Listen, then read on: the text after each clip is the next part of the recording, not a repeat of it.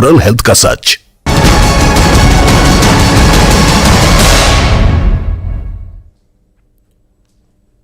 नमस्कार, सिटी 9 देख रहे हैं आप। मैं हूं आशीष त्रिपाठी आपके साथ और छिंदवाड़ा से आ रही बड़ी खबर से करेंगे शुरुआत, जहां बिल्लियों की मौत को लेकर एक बड़ा खुलासा हुआ।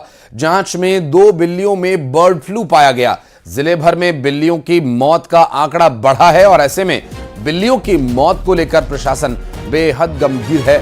और बिल्लियों की मौत के मामले में जब जांच की गई तो 2 बिल्लियों से बर्ड फ्लू के लक्षण और वायरस पाए गए हैं। बहरहाल आपको बता दें कि 2 बिल्लियों में बर्ड फ्लू पाया गया है और बिल्लियों की मौत को लेकर प्रशासन अब पूरी तरह से गंभीर है। इस वक्त की बड़ी खबर छिंदवाड़ा से, जहां पर बिल्लियों की हो रही मौत को लेकर बड़ा खुलासा हुआ है। जांच में 2 बिल्लियों में बर्ड फ्लू पाया गया। राजेश करमिले हमारे सहयोगी इस वक्त हमारे साथ जुड़ के बात करेंगे उनसे। राजेश, क्या डिटेल मिल पा रही है, क्या वजह थी मौत की और क्या कुछ जांच में पाया गया? ये देखिए, तकरीबन 100 से ज्यादा बिल्लियों की मौत का मामला सामने आया था। लगातार मौतें हो रही हैं, खबरें आ रही थी। पशु चिकित्सा विभाग के पास भी आंकड़े मौजूद है, लेकिन दुर्भाग्यजनक स्थिति यह है कि पशु चिकित्सा विभाग इन आंकड़ों को बता नहीं रहा है। इसको लेकर के जिला प्रशासन के पास जानकारी गई थी। इसके बाद 5 से 6 बिल्लियों के सैंपल कलेक्ट किए गए थे। उसमें से 2 बिल्लियां जो है वो बर्ड फ्लू की शिकार पाई गई है। अभी प्रशासन एहतियात के तौर पर कदम उठा रहा है। 1 माह के लिए चिकन और मीट की जो दुकानें हैं वो बंद कर दी गई है। इसके अलावा तमाम दुकानों के आसपास बैरिकेटिंग कर दी गई है ताकि वहां पे ये विक्रय इसका ना हो सके। प्रशासन ने दुकान वालों को ये भी स्पष्ट कर दिया है कि किसी भी हाल में मांस का विक्रय ना करें। होटलों में चेकिंग की जा रही है। प्रशासन लगातार मॉनिटरिंग कर रहा है। जी, बहुत शुक्रिया राजेश आपका इस पूरे मामले पर जानकारी के लिए। और नर्मदापुरम में प्राइवेट स्वास्थ्य हॉस्पिटल प्रबंधक पर गंभीर आरोप लगे और महिला कर्मचारियों ने एक गंभीर आरोप लगाया। दरअसल प्रबंधक और स्टाफ के कर्मचारियों के बीच विवाद चल रहा था, वो अब थाने पहुंच चुका है। 4 महिला कर्मचारियों ने देहात थाना हॉस्पिटल के डायरेक्टर और एम्बुलेंस ड्राइवर पर गंभीर आरोप लगाते हुए शिकायत दर्ज कराई है। महिला कर्मचारियों का आरोप है कि हॉस्पिटल के डायरेक्टर रमीज अली ड्राइवर मुश्ताक अभद्र व्यवहार करते हैं, धर्म परिवर्तन करने के लिए दबाव बनाते हैं, मानसिक रूप से प्रताड़ित करते हैं। महिलाओं का कहना है कि जब हमने इसका विरोध किया तो हमें नौकरी से निकालने की धमकी देने लगे और बाद में हमें नौकरी से निकाल भी दिया। 4 महीने की सैलरी रोक ली।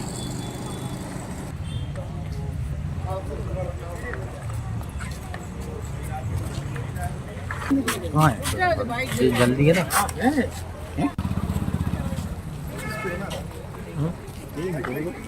ऐसा है कि मैं स्वास्थ्य हॉस्पिटल में जॉब करती हूँ और मुझे वहाँ के ऑनर जो सैयद रमीज अली हैं उनके खिलाफ़ सख्त कार्रवाई चाहिए, क्योंकि उन्होंने हमारे साथ बहुत ही अभद्र व्यवहार किया गया है। और मतलब व्यवहार ऐसा कि उन्होंने हम लोग गंदे गंदे कमेंट्स करना और ये बोलना कि जाति धर्म परिवर्तन करना। मैं विडो हूँ, मेरे हस्बैंड नहीं, तो ये भी बोलते हैं कि अगर आप चाहो तो यहाँ पे हमारे यहाँ तो 2-2 3-3 शादियाँ होती हैं, आप चाहो तो हम यहाँ शादी भी करवा सकते हैं आपकी, या हम खुद भी कर सकते हैं आपसे। तो मैं बस ये चाहती हूँ कि हम लोग को बहुत ही मेंटली टॉर्चर किया जा रहा था वहाँ पे, और हम लोगों ने जब इसके लिए मैंने जब यहाँ वहाँ पे बोला गया कि हम लोगों के साथ इतना शिकायत हमने करी, तो वहाँ पे उन्होंने ये बोला कि नहीं अब ऐसा कुछ नहीं होगा। फिर दोबारा हमारे साथ यही सब चीज़ें हो रही थी। तो सैयद रमीज अली से हम लोगों ने 1-2 बार और भी बोला कि भैया हम लोग ऐसे इंसान नहीं है जो आप हमसे करवाना चाह रहे हो। तो उन्होंने फिर हम लोगों से ये बोला कि आप करो, ऐसा कुछ नहीं होता, अगर इस हॉस्पिटल में जॉब करना है तो आपको ये सब सहना पड़ेगा। जब ज़्यादा अति हो गई तो हम लोगों को ये कंप्लेंट करना पड़ा। पार्टनरशिप डीड के कहा थी उनसे, और उस डीड को लेकर ये इश्यूज क्रिएट हुए। क्या आरोप लगाया उन्होंने?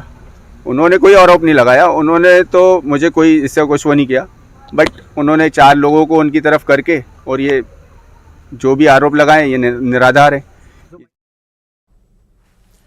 और शैलेंद्र कौरव हमारे सहयोगी इस वक्त जुड़ गए हमारे साथ। शैलेंद्र, आरोप लगे, आरोपों को खारिज कर दिया, अभी कार्रवाई क्या चल रही है? और जो सैलरी रोके जाने की बात है और जो अन्य आरोप लगाए गए उनके बारे में भी क्या कोई तथ्य सामने आया है? जी, ये स्वास्थ्य अस्पताल जो है नर्मदापुरम के हरियाली चौक तरफ स्थित है और वहां पर पिछले कुछ दिनों से जो दो पार्टनर हैं, एक रमीज अली हैं और दूसरी डॉक्टर सुस्मित श्रीवास्तव हैं, इनके बीच में विवाद भी चल रहा था। स्टाफ को सैलरी नहीं दिए जाने का विवाद भी सामने आया था। कल दोपहर में ये जो महिला स्टाफ है, 4 महिला कर्मचारी हैं, वो कलेक्टर कार्यालय पहुंची, आईजी कार्यालय पहुंची। उन्होंने वहां पर आवेदन दिया। शिकायती आवेदन में ये कहा गया था कि महिला स्टाफ जो है उसके साथ छेड़छाड़ की जा रही है, धर्म परिवर्तन का दबाव भी बनाया जा रहा है। पुलिस ने जांच शुरू की वरिष्ठ अधिकारियों के निर्देश पर और शाम को तकरीबन 8-9 बजे के लगभग ये महिला कर्मचारी जो है देहात थाने पहुंची और देहात थाने पहुंचकर इन्होंने अपनी जो शिकायत है वो दर्ज कराई। पुलिस ने छेड़छाड़ का जो अपराध है इन महिला कर्मचारियों के साथ में वो दर्ज किया है, जो रमीज अली हैं और एक अन्य जो कर्मचारी है अस्पताल का, उनके विरुद्ध में। और बाकी जो शिकायतें हैं उसे भी पुलिस ने जांच में लिया है। शैलेंद्र, इस पूरे मामले पर जानकारी देने के लिए।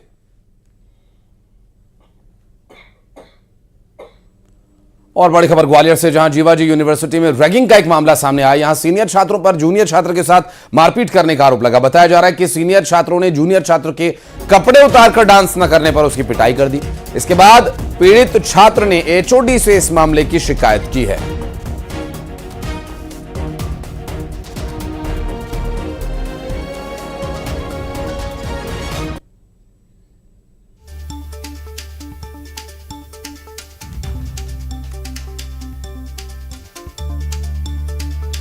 और जीवाजी यूनिवर्सिटी जो गाहे बगाहे किसी न किसी वजह से चर्चा में रहती ही है। सुशील हमारे सहयोगी इस वक्त हमारे साथ जुड़ गए, उनसे भी बात करेंगे। सुशील, एक बार फिर से जीवाजी चर्चा में। बिल्कुल सही बात है। देखिए, जीवाजी यूनिवर्सिटी चाहे कुलगुरु के फर्जीवाड़े का मामला हो या फिर कॉलेजों को फर्जी तरीके से मान्यता देने का मामला हो या फर्जी मार्कशीट का मामला हो, इस तरह के कारनामों से सुर्खियों में रहती ही है। अब यहाँ पर रेगिंग की भी लगातार शिकायतें सामने आने लगी है। बीबीए के एक छात्र हिमांशु भदौरिया ने शिकायत की है मैनेजमेंट के एचओडी से, जिसमें उसने आरोप लगाया कि एमबीए के सीनियर जो छात्र हैं अनुज राजावत सहित अन्य छात्र, उन छात्रों ने उसको गाने पर डांस ना करने और कपड़े उतार कर डांस ना करने पर उसके साथ मारपीट की है। और ये बाकायदा मारपीट जो है 4-5 लोगों ने उसके साथ की है। चूँकि सीनियर जूनियर का मामला होने से विश्वविद्यालय में इस मामले को लेकर, रेगिंग को लेकर हड़कंप मचा और फिर एचओडी की तरफ से इस मामले में जांच का और कार्रवाई का आश्वासन दिया गया है। कुछ बातें इस तरह की भी है कि बीबीए के छात्र हिमांशु और एमबीए के छात्र के बीच कुछ व्यक्तिगत बात को लेकर झगड़ा हुआ था और उसी के बाद इस तरह की बात सामने आई। लेकिन कहीं ना कहीं गंभीर आरोप है। अगर रेगिंग की शिकायत की गई है, रेगिंग का आरोप लगा है, तो निश्चित तौर पर अब विश्वविद्यालय प्रशासन की जो कमेटी है, एंटी रेगिंग कमेटी, वो भी इस मामले में जांच करेगी और इस तरह के तथ्य पाए जाते हैं तो उसमें जो छात्र नामित होंगे उनके खिलाफ कार्रवाई भी की जाएगी। लेकिन कहीं ना कहीं गंभीर बात है कि एक बीबीए के जूनियर छात्र को एमबीए के सीनियर छात्रों ने कपड़े उतारकर डांस न करने पर मारपीट की है। स्वाभाविक है और ये मामला काफ़ी गंभीर भी है और बहरहाल देखना हुआ आगे क्या कुछ कार्रवाई की जाती है। डिटेल्स लेने के लिए लौटेंगे आपके पास। और सुशील, बहुत शुक्रिया फिलहाल आपका इस पूरे मामले पर जानकारी हमारे दर्शकों तक पहुंचाने के लिए। और अब बात छत्तीसगढ़ के मेडिकल पीजी प्रवेश प्रक्रिया की, जहां हाईकोर्ट का इस पर एक बड़ा फैसला है। मेडिकल पीजी प्रवेश के लिए दोबारा काउंसलिंग होगी और हाईकोर्ट ने प्रवेश प्रक्रिया को निरस्त करने का फैसला किया। हाईकोर्ट ने याचिकाकर्ताओं के पक्ष में आदेश दिया है और अब नए सिरे से रीकाउंसलिंग कराने के आदेश जारी किए गए। सेवारत श्रेणी में अपात्र उम्मीदवारों को शामिल करने पर याचिका दायर हुई थी और याचिकाकर्ताओं ने सेवा अवधि की गणना में गड़बड़ी और कट ऑफ तारीख के उल्लंघन का आरोप लगाया था। शिकायतों के बावजूद कार्रवाई न होने पर हाईकोर्ट ये पहुंच गए थे। याचिकाकर्ता डिवीजन बेंच ने पूरी प्रक्रिया को अवैध माना। राज्य सरकार के नए सिरे से प्रवेश प्रक्रिया शुरू करने के आदेश दिए। उमेश हमारे सहयोगी फोन लाइन पर जुड़ गए, बात करेंगे उनसे। अब नए सिरे से प्रक्रिया होगी उमेश? निश्चित रूप से आशीष जी, जिस तरीके से मेडिकल पीजी प्रवेश प्रक्रिया पर हाईकोर्ट का जो फैसला आया है, कहीं न कहीं याचिकाकर्ताओं को इसका लाभ मिला है, इसका फायदा मिलेगा।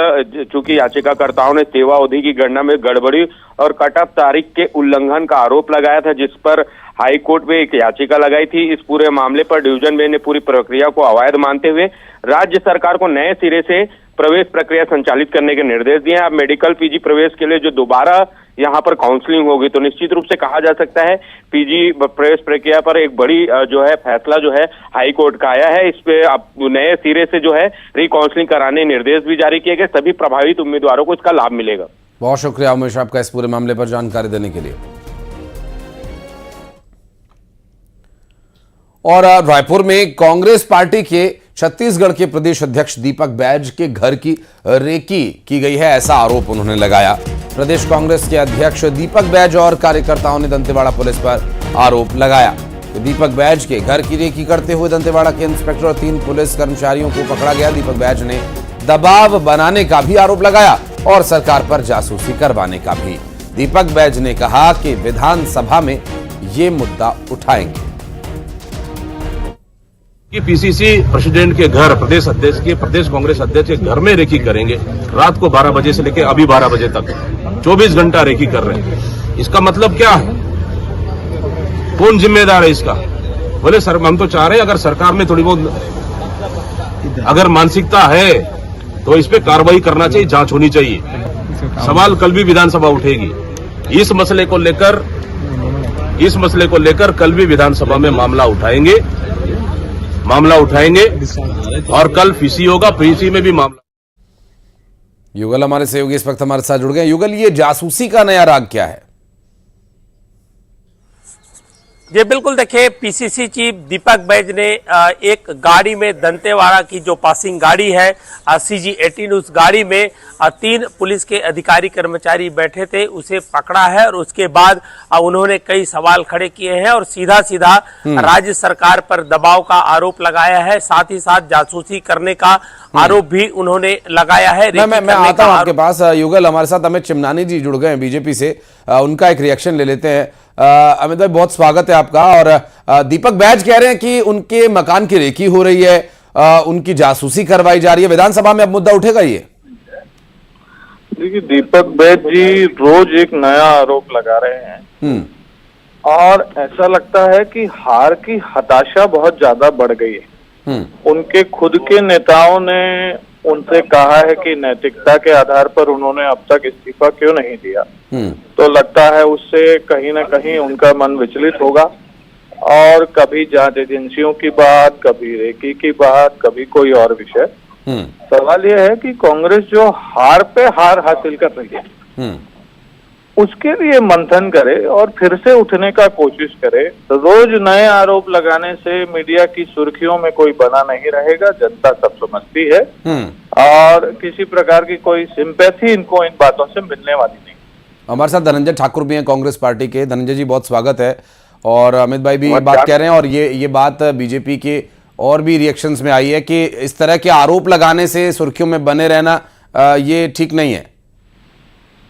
देखिए, सबसे बड़ी बात यह है कि शायद सरकार विपक्ष से डरी हुई है और जिस प्रकार से पुलिस तंत्र का, IOW का और इंटेलिजेंस का जो उपयोग होना चाहिए वो विपक्ष के खिलाफ दुरुपयोग कर रहे हैं। अरे इनको तो नक्सलियों के खिलाफ कार्रवाई करनी चाहिए, अपराधियों को पकड़ना चाहिए, ना कि विपक्ष नेताओं पे जासूसी करना चाहिए। और तो ये जन्मजात जासूस लोग हैं। जब अंग्रेजों के खिलाफ देश के लोग लड़ाई लड़ रहे थे ना, इनकी फिर भी मुखबिरी कर रही थी अंग्रेजों के लिए, तो मुखबिरों के लोग हैं, इनकी व्यवस्था इनकी वही है। अरे दीपक बैज जी अति संवेदनशील से प्रभावित क्षेत्र से आते हैं, उनको जेल श्रेणी की सुरक्षा है, हाई रिस्क में रहते हैं और बिना जानकारी के रेकिंग करा के सरकार क्या बताना चाहती है? अगर उनको पूछताछ करना है तो दिन में आए ना, चोर की तरह पुलिस आने का आवश्यकता क्यों है? आप सीधा आइए, प्रदेश कांग्रेस के अध्यक्ष हैं, आपको जानकारी चाहिए उनसे मिलिए, आप उनसे। आप रेकी कर रहे हैं, 2 दिन से रेकी कर रहे हैं, वहां का TI जो है वो बोर्ड में जानकारी नहीं है, नाम लिया जाए। सुनिए, ये कोई जांच का या कोई कितने भी आरोप कांग्रेस लगा रही है, जांच तो चल ही रही है। गैदू जा रहे हैं, रिपोर्ट देकर आए हैं, अब फिर उन्हें दोबारा जाना है। लेकिन अगर यहां पर दीपक बैज के खिलाफ कार्रवाई करनी होगी, जो आरोप आप लगा रहे हैं, इसी तरह के कुछ आरोप वहां दिल्ली में केजरीवाल लगाया करते थे, हिट एंड रन की पॉलिसी, कोई साक्ष्य नहीं दिखाना, कुछ बताना नहीं, सीधा आरोप लगा देना। क्या आपको नहीं लगता कि चूंकि हाल में जो चुनाव आ रहे हैं, बीजेपी को बोलने का मौका मिलेगा? ये तो चुनाव आ रहे हैं, ध्यान भटकाने के लिए इस तरह की बातें कर रहे हैं, तो कोई साक्ष्य भी दीजिए ना। अमेरिका के राष्ट्रपति बोल रहे हैं 182 करोड़ रुपए मेरे मित्र मोदी को दिया हूँ, जांच कराते क्यों नहीं है? अमेरिका ने कहा कि अडानी ने 2200 से अधिक करोड़ का रिश्वत दिया, जांच क्यों नहीं कराते हैं? जांच एजेंसी तो इनके गुलाम हो चुकी है। जिस चीज की जांच करनी चाहिए जांच नहीं कर पा रहे हैं। अरे आपको जांच कर रहे हैं तो दिन में आइए ना, चोरों की तरह आने का आवश्यकता क्यों है? आप क्या जी आपको मना करेंगे? आप रात में आके रेकी कर रहे हैं, आप बताना क्या चाहते हैं? आपको पूछताछ करनी आइए, प्रदेश कांग्रेस अध्यक्ष है, खुला उनका दरवाजा रहता है, सबसे मुलाकात करते हैं। आखिर डर किस बात का सरकार को? जासूसी करा क्या बताना चाहते हैं? क्या डराना चाहते हैं? हम डरने वाले नहीं है। ये सरकार में बैठे लोग नाकाम हो चुके हैं। चलिए, बहुत शुक्रिया धनंजय जी आपका हमारे साथ जुड़ने के लिए, बहुत बहुत शुक्रिया। अमित चिमनानी आपका भी समय निकाल कर हमारे साथ जुड़ने के लिए। युगल बहुत बहुत धन्यवाद आपका भी डिटेल्स दर्शकों तक पहुंचाने के लिए। तो अभी सिर्फ जांच की बात है या जासूसी की बात है, धीरे धीरे आगे स्थिति और स्पष्ट हो जाएगी। बढ़ते हैं आगे सीधी से अगली बड़ी खबर, जहां छेड़खानी से परेशान होकर एक छात्रा ने खुदकुशी कर ली। छात्रा के पास एक सुसाइड नोट मिला जिसमें उसने अपने पिता को संबोधित करते हुए ये बात लिखी है कि अगर हम मरते हैं तो उसको मत छोड़ना पापा। सुसाइड नोट में छात्रा ने अपनी मौत का जिम्मेदार आकाश सिंह और उसकी मां को बताया है। इलाज के दौरान रीवा के अस्पताल में छात्रा की मौत हो गई थी और इसके पहले छात्रा ने चुरहट पुलिस से शिकायत भी की थी, लेकिन पुलिस की संवेदनहीनता, आरोपी के परिजनों ने छात्रा के पिता पर दबाव बनाया था। पुलिस से शिकायत के बाद भी न्याय नहीं मिला। ऐसे में छात्रा के पास कोई और रास्ता नहीं बचा। तो अब इस बारे में ये भी एक चर्चा का कारण होगा कि आखिर इस खुदकुशी का जिम्मेदार कौन है, पुलिस प्रशासन या फिर वो आरोपी जिनकी वजह से सुसाइड करने की बात सामने आई। आकाश सिंह बाघेल उर्फ मोहित सिंह हमारी बिटिया के साथ छेड़खानी करता था और हमारी बेटी मतलब संकोच बस किसी को बता नहीं पाई, जहर खाने के बाद बताई। एक लेटर लिखी है कि हमारे साथ ऐसा ऐसा ये लोग करते थे। 2 महीना पहले किया था, उसमें हम रिपोर्ट चुरहट में डाले हैं, कोई कार्रवाई नहीं कर पाए। वो लोग हमारे ऊपर चढ़ बैठे घर में जाके। और ग्वालियर से बड़ी खबर, जहां बागेश्वर बाबा को अपशब्द कहने वाला आरोपी अरेस्ट कर लिया गया। आरोपी आदिल हुसैन पकड़ लिया गया है। पनिहार गांव का रहने वाला बताया जा रहा है। आदिल सोशल मीडिया पर एक वीडियो अपलोड किया था और पंडित धीरेन्द्र शास्त्री को जमकर गालियां दी थी और हिंदू संगठनों ने इस पूरे मामले में कार्रवाई की भी मांग की गई थी। और अब आरोपी आदिल हुसैन धर लिया गया है और अब देखना होगा क्या कुछ कार्रवाई इसके खिलाफ की जाती है। हालांकि इस पूरे मामले में पंडित धीरेन्द्र शास्त्री को सोशल मीडिया पर गालियां देने और अपशब्द कहने का मामला सामने आया था, जिसके बाद इस पूरे मामले में आरोपी को अब गिरफ्तार कर लिया गया। और रायसेन में शातिर वाहन चोर गिरोह का पर्दाफाश हुआ। पुलिस ने 3 आरोपियों को गिरफ्तार कर एक जेसीबी सहित एक कार और बाइक भी बरामद की है। जब्त किए गए सामान की कीमत करीब 62 लाख रुपए बताई जा रही है। और गिरोह ने बेगमगंज के दशहरा मैदान से खड़ी जेसीबी की चोरी की थी। जेसीबी चुराने के बाद आरोपियों ने उस पर फर्जी नंबर प्लेट लगा दी थी, लेकिन जेसीबी में लगे जीपीएस की मदद से पुलिस के द्वारा न सिर्फ इन्हें पकड़ा गया बल्कि जेसीबी भी जब्त कर ली गई।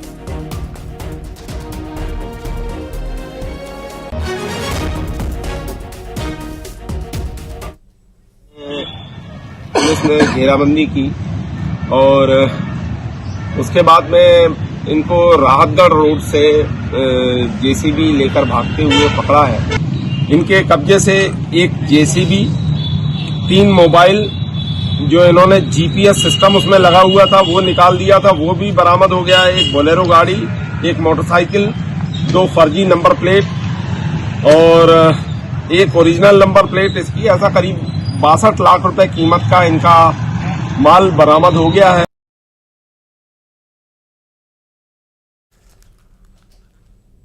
और खबर सिवनी से, जहां पर छपारा में प्रशासन की बड़ी लापरवाही सामने आई है। यहां 25 फरवरी को मुख्यमंत्री कन्या विवाह योजना के तहत हुए विवाह में बने खाने को जमीन पर फेंक दिया गया और वो दूषित खाना खाने से 6 गाय बीमार हो गई और 6 से ज्यादा गाय बीमार पड़ गई। और हैरानी वाली बात यह है कि कुछ गौवंश अभी भी वहां पड़े दूषित खाने को खा रहे हैं, लेकिन प्रशासन की नींद अब तक नहीं टूटी और नगर परिषद और ग्राम पंचायत एक दूसरे पर ठीकरा फोड़ते नजर आ रहे हैं।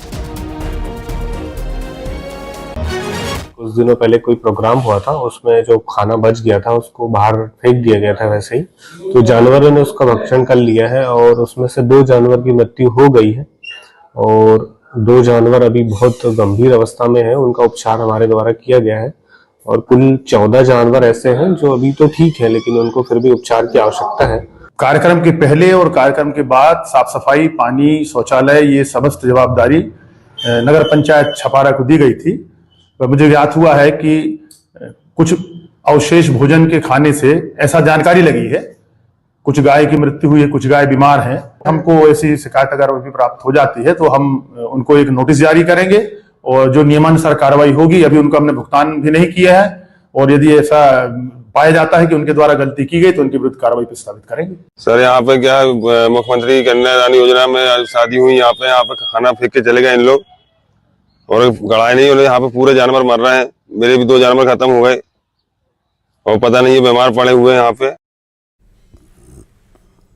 और खबर रतलाम से, जहां दिल्ली मुंबई 8 लेन एक्सप्रेसवे पर हो रही पत्थरबाजी की घटनाओं को रोकने के लिए पुलिस ने नई कवायद शुरू की और उसके तहत एक्सप्रेसवे के नाइट विजन ड्रोन कैमरे से निगरानी शुरू कर दी गई है। एसपी अमित कुमार खुद अधिकारियों के साथ एक्सप्रेसवे पर पहुंचे और ड्रोन उड़ाकर सुरक्षा व्यवस्था का उन्होंने जायजा लिया। एसपी ने सबसे पहले टोल प्लाजा पर खुद ड्रोन उड़ाकर नाइट विजन कैमरे से उसका व्यू किया और इसके बाद पत्थरबाजी वाले मुख्य पॉइंट्स पर पहुंचे ड्रोन और वहां भी ड्रोन से निगरानी की और अधिकारियों को सुरक्षा को लेकर निर्देश भी दिए गए। और 2 दिन पहले ही रतलाम पुलिस ने नाइट विजन ड्रोन कैमराज हासिल किए हैं और करीब करीब ये 7.5 लाख रुपए से ज़्यादा के ड्रोन कैमरा बताए जा रहे हैं। घटनाएं हो रही थी, चाहे ट्रक कटिंग की या पत्थरबाजी की, उसमें कई लेवल तक जो है नियंत्रित कर लिया गया है। उसके उपरांत जो है एक नया स्टेप लिया गया जिसमें NHAI के माध्यम से जो है हम लगातार मॉनिटरिंग कर रहे हैं और ड्रोन्स को भी हम लोग यूज करेंगे। ड्रोन्स जो नाइट विजन के हैं उनसे लगातार ये मॉनिटरिंग की जाएगी, कौन व्यक्ति है जो पत्थरबाजी कर रहा है, कौन केबल्स को काट रहा है, साथ ही साथ इस तरीके के जो भी ऑब्स्ट्रक्शन हो रहे हैं सभी पे कार्रवाई की जाएगी और नजर रखी जाएगी। और अब बढ़ते आगे, फटाफट अंदाज में दिखाते हैं 20 बड़ी खबरें।